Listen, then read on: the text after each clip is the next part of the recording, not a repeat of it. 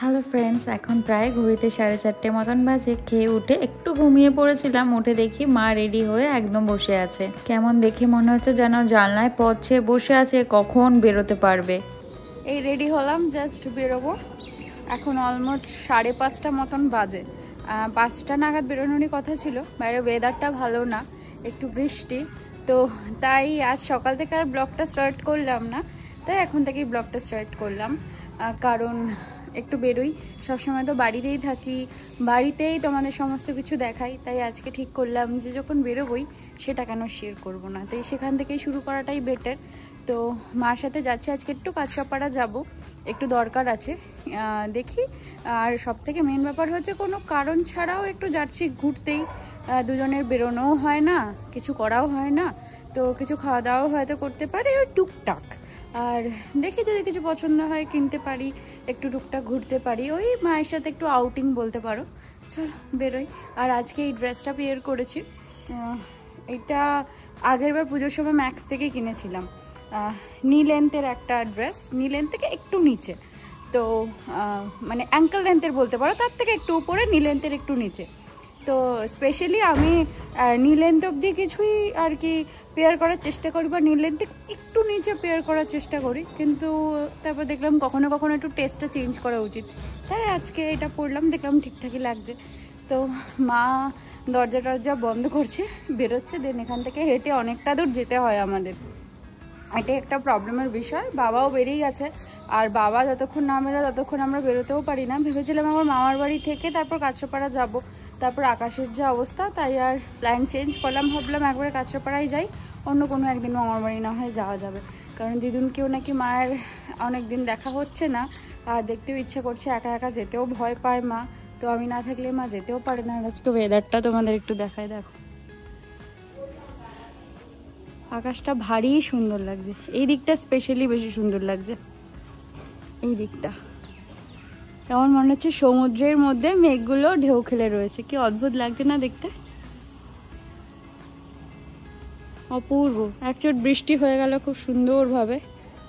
আমার মা এখনো তালা দিয়ে উঠতে পারেনি, চলো একটু তালাটা দিয়ে আসি।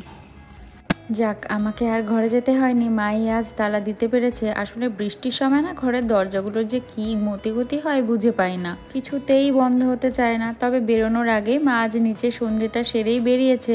এবার এগোই, কতটা হাঁটতে হবে তার তো কোনো ঠিক নেই। আর ভাগ্য ভালো থাকলে মাঝপথে পেতে পারি কিছু। তবে একটু গরমটা আজকে কম বলেই স্বস্তি, তাও আমি হেঁটে যেতে পারি। মায়ের একটু কষ্ট হয়, কারণ বেশ কয়েক মাস ধরে মাকে ব্যথাটা একদম কাবু করে ফেলেছে। কিন্তু ঘরের মহিলাদের তো ঘরের কাজ ছাড়া উপায় নেই। অফিসের ছুটি হয়, একটা সময় থাকে, কিন্তু হাউস ওয়াইফদের তো পারলে সকাল থেকে শুরু হয় আর চলে রাত্রে ঘুমোতে যাওয়া অবধি।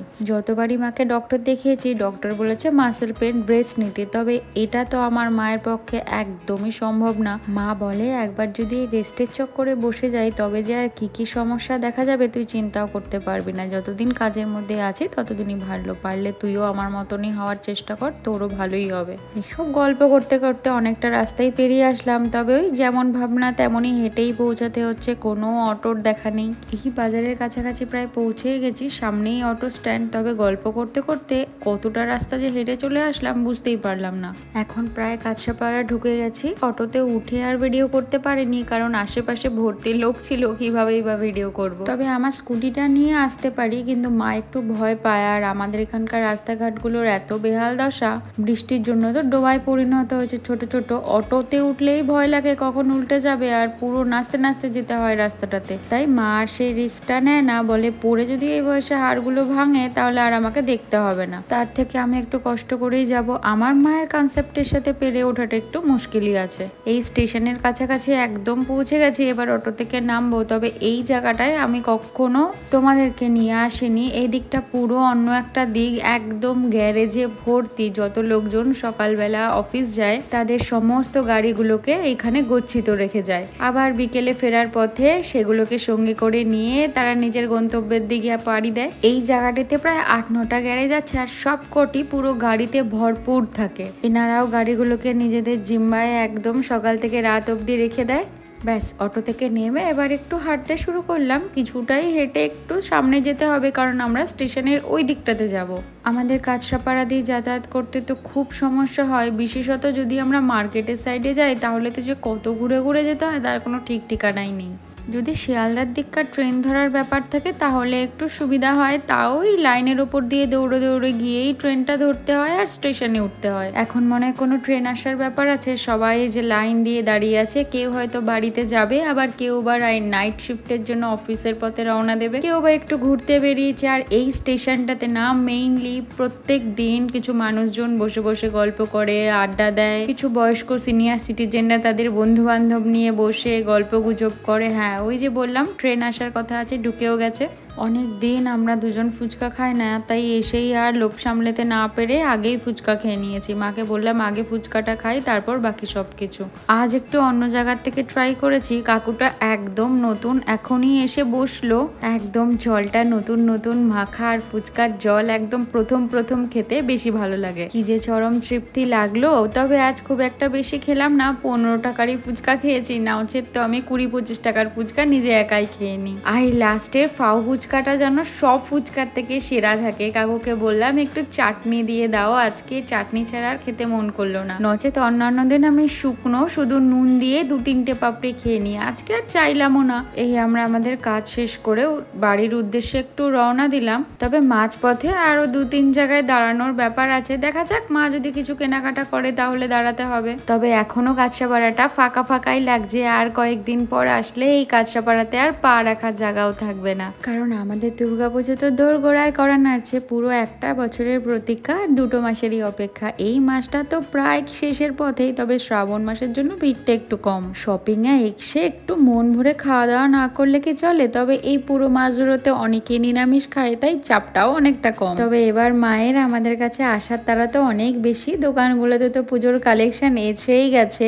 তবে গরমে এবার ড্রেস পরা নিয়ে হবে সমস্যা। যাই হোক, আমার চাপটা অনেক কম, কারণ আমি তো লাস্ট মিনিট শপিং করি। কি করে যাও? আমাদের মোটামুটি কাজ কমপ্লিট, এখন বাড়ি যাওয়ার পালা। খাবো ঠিক করলাম একটুখানি, কিন্তু আর খাওয়া। 2-3টে জিনিস কিনলাম, আমার খুব নেসেসারি। 2টো শর্ট প্যান্ট নেওয়ার ছিল, মা একটা কন্টেনার নিল, ব্যাস হয়ে গেল।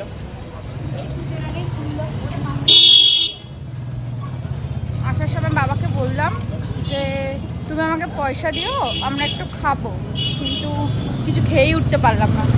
দাঁড়াও, একজন ভালো লোকের সাথে দেখা করাই, ভদ্রমহিলা। এই যে বাড়ি যাওয়ার মুখে এই ভদ্রমহিলা এমনভাবে পথ আটকে বসে থাকে যে ওনাকে না দর্শন করে যাওয়াই যাবে না। আগে প্রচুর এখানে আসা হতো, এখন এই ভদ্রমহিলার কাছে ওই কাঁচরাপাড়া আসলেই একটু দেখা সাক্ষাৎ হয় আর কি। এখন আমি আর মা একটু রেস্টুরেন্টে আসলাম খেতে, তবে যেই রেস্টুরেন্টগুলোতে সব থেকে ভালো খাবার পাওয়া যায় সেই রেস্টুরেন্টগুলো আমরা ছেড়েই চলে এসেছি। এখন সেই দিকে খেতে গেলে আবার অনেকটা ঘুরে যেতে হবে, সেটা আর পসিবল না, কারণ বলেইছিলাম মাঝখানে কিছু জিনিসপত্র কেনাকাটির ছিল, তাই সেইখানে আগে আসতেই হতো, না কিনে মা আবার খাবেও না, তাই অগত্যা আমাদের এই দিকেই আসতে হলো। তবে এই দোকানের খাবার দাবারটাও খুব ভালো, একদম কাঁচরাপাড়া স্টেশন থেকে বেরিয়ে যে লস্যির দোকানগুলো আছে তার পাশেই। খুব একটা বেশি ভ্যারিয়েশন এখানে পাওয়া যায় না, তবে রেগুলার যা যা চলে সবটাই থাকে। আমরা একটা চাউমিন আর হাফ প্লেট আলু বিরিয়ানি অর্ডার করেছি। রাতের ডিনারটা আমি এখান থেকে একেবারে সেরে যাব, কেন কি বাড়িতে পৌঁছাতে পৌঁছাতে প্রায় 9:30 বেশি বাজবে। আর যদি অটোর লাইন থাকে সেটা 10টাও পার হতে পারে, আমার খাওয়ার সময়টাই পেরিয়ে যাবে।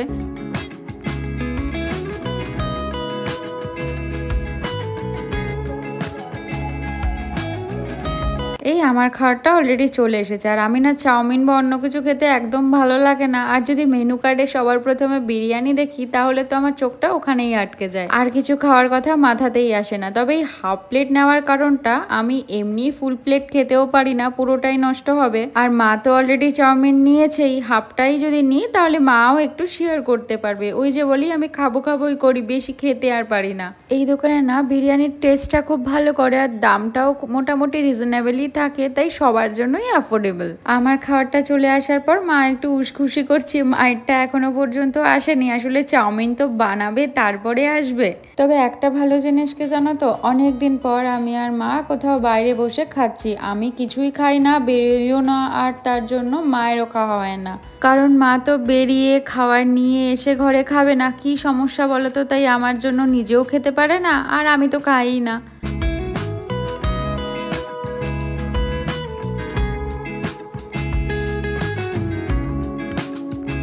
এই অবশেষে মায়ের খাবারটা চলে এসছে। মা মিক্স চাউমিন খেতে একটু বেশি ভালোবাসে, কিন্তু মা চাউমিন ব্যাপারটা খেতে খুব বেশি ভালোবাসে, চাউমিন হলেই হলো। আমার চাউমিন অতটা আবার ফেভারিট না, একটু ওখান থেকে খুঁটে খাটে ডিম আর অল্প একটু চাউমিন নিয়ে টেস্ট করে একটু দেখছি কেমন বানিয়েছে। ওই একটা স্পুনই আমার জন্য যথেষ্ট, এর থেকে বেশি আমার আবার একদমই চলবে না। তবে একবার তো আবার খেতে নেই, তাই ওই অল্প করে আরেকবার একটু মুখে নেবো, এই যা। তবে এখানে হাফ প্লেটে যা বিরিয়ানির কোয়ান্টিটি দিয়েছে, আমার দেখে মনে হচ্ছে এখান থেকেও মাকে শেয়ার করতে হবে।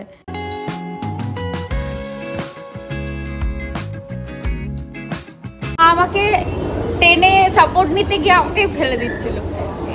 আজকে ফার্স্ট টাইম তুমি এখানে উঠেছো না? এইটা কাঁচাপাড়াতে উঠেছিল এর আগেও? আমি জানি। কার সাথে উঠেছো?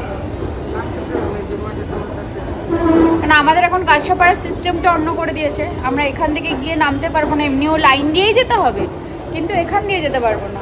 তাই এসকেলেটর দিয়ে গিয়ে ওই পাশে গিয়ে তারপরে যেতে হবে।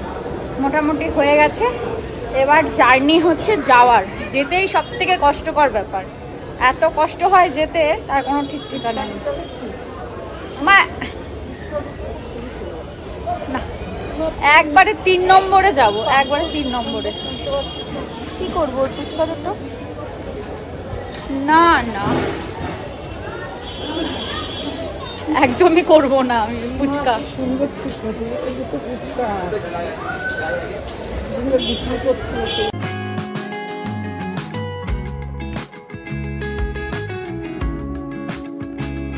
আগে আমরা রাস্তা দিয়ে যেতাম ওই সাইড দিয়ে, ওইটা দিয়ে গিয়ে ওই নিচটাতে নামতাম, কিন্তু এখন আর সেটা হয় না।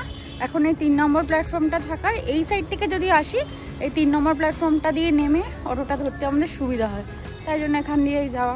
মা অনেকটা এগিয়ে গেছে, অটো ধরা তারা থাকলে মা এরকম ছুটতে থাকে। আমি পেছনে আছি, কে পেছনে আছে সেটা দেখে না, ছুটেই চলেছে। ম্যাক্সিমাম লোক ওই জায়গাটা দিয়েই পার হয়, ওই জায়গাটা দিয়ে গিয়ে ওই নিচটা দিয়েই পার হয়, এটা ইজি হয়। কেন যে জায়গাটা ঠিক করে না ভগবানই জানে। চলো আমিও ছুটি। এই এখন অটোর লাইনে এসে দাঁড়ালাম। অলমোস্ট 8:15 মতন বাজে। আমাদের আগে কিছুজন লাইনে ছিল, একটা অটো এসে তাদের নিয়ে গেছে। আমরা এখন একদমই প্রথমেই আছি। ওই যে বললাম, হয় অনেকজনের পেছনে দাঁড়াতে হবে, নাহলে অটোর জন্য অপেক্ষা করতে হবে। কিছু না কিছু তো করতেই হবে। আর রাস্তার জন্য তো আবার 10 মিনিটের জায়গা পৌঁছাতে লাগবে আধ ঘন্টা। এখন প্রায় অলমোস্ট 9:20 মতন বাজে। এই আমি আর মা এখন হেঁটে হেঁটে যাচ্ছি বাড়ির দিকে। এই রাস্তাটা কেমন অদ্ভুত অন্ধকার হয়ে রয়েছে বেশ কিছুদিন ধরে। আসলে এই যে বড় টাওয়ার লাইটটা না আমাদের এখানে নষ্ট হয়ে গেছে। মাঝে একবার এসে ঠিক করে দিয়ে গেছিল, আবার নষ্ট হয়ে গেছিল, দেন আবার ঠিক করা হয়েছিল, এবার আবার নষ্ট হয়ে গেছে। এবার এটা এইভাবেই পড়ে আছে, এখন আর ঠিক করা হয় না, আর এইভাবেই অন্ধকার রাস্তা দিয়ে সবাইকে যেতে হয়। তবে এটাই মেন রোড, এখান থেকেই যেতে হবে, কোনো উপায় নেই। এই অবশেষে বাড়ির পথে একটা ডগি অপেক্ষা করছিল আমাদের জন্য, কখন গেট খোলা হবে আর কখন সে বাড়ির ভেতরে প্রবেশ করবে। ওই যে মায়ের হাতে প্যাকেটটা দেখা যাচ্ছে, বলেছিলাম না আমি পুরো বিরিয়ানিটা খেতে পারবো না। মা চাউমিন খেয়েছে দেখে তখন বিরিয়ানিটা শেয়ার করতেও পারেনি, তাই অগত্যা সেটাকে প্যাকেট করে নিয়ে আসতে হয়েছে। মাকে বললাম যে পয়সা দিয়ে কিনেছি, কেন নষ্ট করব, বাড়ি নিয়ে চলো, এটাই তোমার রাতের ডিনার হয়ে যাবে। মাছ দিয়ে আলু দিয়ে বিরিয়ানি খেয়ে নেবে, মাংস নেই তো কি হয়েছে। তবে অটো থেকে নেমে না এতটা রাস্তা হেঁটে আসতে বহুত কষ্ট হয়। মনে হয় যদি কেউ কোলে করে তুলে নিয়ে এসে বাড়ির দরজার সামনে একটু বসিয়ে দিয়ে যেত, তাহলে কি যে ভালো হতো। তবে একটু হাঁটাও তো শরীরের পক্ষে ভালো না, হাঁটতে হাঁটতে এত ল্যাথখোর হয়ে গেছি, এমন চিন্তা ভাবনা তো আসবেই। এখন প্রায় অলমোস্ট 11টা মতন বাজে। এই বসলাম, কি কি কিনে নিয়ে এসেছি সেগুলো তোমাদের দেখাতে। খুব অল্প স্বল্প কিছুই কিনেছি, দুটো আমার পরার প্যান্ট বলেছিলাম। আসলে এই মারাত্মক গরমে না এই প্যান্ট আর টি শার্টই আমাকে একমাত্র বাঁচিয়ে রেখেছে, অন্য কিছু আমি একদম পরতে পারি না। আগের প্যান্টটা অনলি 129 আর এই প্যান্টটা তো অনলি 99। অ্যাকচুয়ালি প্রিন্টটা দেখে নিয়ে আসলাম, যেখান থেকে এনেছি সেখানকার প্যান্টের কোয়ালিটি কখনো খারাপ হয় না, তবে 99 দেখে একটু নাকটা শিট করছিলাম। তারপর মাকে বললাম নিয়ে চলো, কদিন পরেই দেখি কেমন। আর মা নিয়ে এসছে একটা কন্টেনার, যেটা আমাদের খুব নেসেসারি ছিল ওই বাদাম টাদাম রাখার জন্য। অনলি 49 রুপিস নিয়েছে। আর আমাদের একটা ফেস ওয়াশ দরকার ছিল, সেটাই এনেছি। ব্যাস এই ছিল আমাদের আজকে ছোট্টখাট্টো ঘুরু ঘুরু মা মেয়ের আর ছোট্টখাট্টো শপিং। তবে আজ এইখান থেকে ভিডিওটা শেষ করি, কাল আবার একটা নতুন ভিডিওতে আসবো। আজকের মতো বাই বাই।